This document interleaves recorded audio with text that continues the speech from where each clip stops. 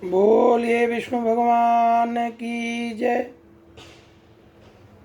पिछले एपिसोड में गरुड़ पुराण के चौथे अध्याय का 47वां 48वां श्लोक तक आपके साथ हमारी विवेचना हुई। आज ये चौथी अध्याय पूरी हो जाएगी, जिसमें कि 60 श्लोक होते हैं। वीडियो लंबा हो रहा था, इसलिए हमने इसको तीसरे एपिसोड में बांट दिया।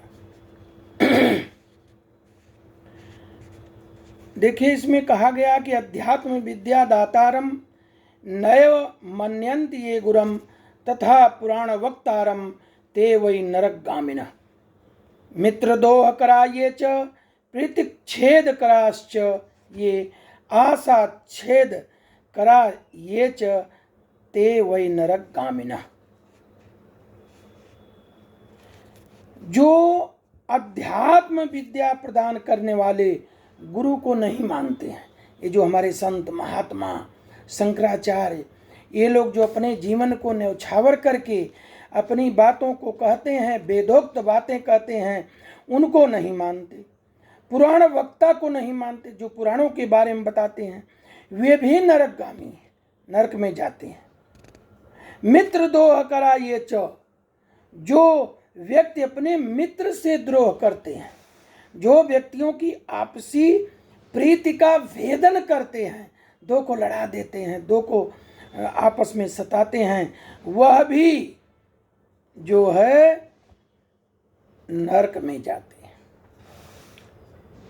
आशा छेद कराये च ते वै नरकगामिनः, जो दूसरे की आशा को नष्ट करते हैं। जैसे हमसे कोई आशा करता है, वो हम उसकी आशा को अगर नष्ट करते हैं तो हम भी नरकगामी हो जाते हैं। विवाह को भंग करने वाला, विवाहम दैवयात्राम च तीर्थ सार्थान विलुप्तिमा, विवाह को भंग करने वाला, विवाह को काटने वाला, विवाह कटवा, दैव यात्रा में विघ्न डालने वाला। कोई कह रहा है मुझे द्वारकाधीश जाना है, अरे क्या जाओगे, बड़ी भीड़ है वहाँ पर, तो बड़ी परेशानी है। ऐसा करने वाला भी नरकगामी होता है। तीर्थ यात्रियों को लूटने वाला तो घोर नरक का वास जाता है। एक तो वह व्यक्ति तीर्थ यात्रा कर रहा है, अगर उसके धन को नष्ट कर दिया तो वह घोर नरक में जाता है। वहां से उसका पुनर्वर्तन नहीं होता, वे वापस भी नहीं आ पाता। जो महापापी घर गांव तथा जंगल में आग लगाता है, यमदूत उसे ले जाकर अग्नि कुंडों में पकाते हैं। इस अग्नि से जले हुए अंग वाला वह पापी जब छाया की याचना करता है तो जमदूत उसे असिपत्र नामक वन में ले जाते हैं। असिपत्र वन है जहाँ पर कांटों का वन है, छीलने वाला वन है। वो शरीर को तलवार के समान तीक्ष्ण पत्तों से उनके अंग जब कट जाते हैं, तब जमदूत उससे कहते हैं कि रे पापी, अब शीतल छाया में सुख की नींद सो। नींद कहाँ से आएगी? फिर पानीयम पातुमिच्छन्वै तिरशातो यदि याचते, जब वह प्यास से व्याकुल होकर जल पीने की इच्छा मांगता है, दूतों के द्वारा खौलता हुआ तेल पानी के पीने के लिए दिया जाता है। पानी पियो और न खाओ, ऐसा उनके द्वारा कहा जाता है। कितना ही यह नरक, लेकिन प्यास लगी रहती है, उसको कुछ पी जाते हैं, आंतें जल जाती हैं, वे गिर जाते हैं। किसी प्रकार प्राण जा नहीं सकता, नरक भोगना है, तो किसी प्रकार पुनः उठकर अत्यंत दीन की भांति प्रलाप करते हैं और विवश होकर ऊर्ध्व श्वास लेते हैं। वे कुछ कहने में समर्थ नहीं होते। तो हेतार्थ, इस प्रकार की पापियों की बहुत सी यातनाएं बताई गई हैं। विस्तार पूर्वक इन्हें कहने की क्या आवश्यकता, इनके संबंध में सभी शास्त्रों में कहा गया है। इस प्रकार हजारों नर नारी नारकीय यातना को भोगते हुए प्रलय पर्यंत घोर नरक में पकते रहते हैं। उस पाप का अक्षय फल भोग कर पुनः वहीं पैदा होते हैं।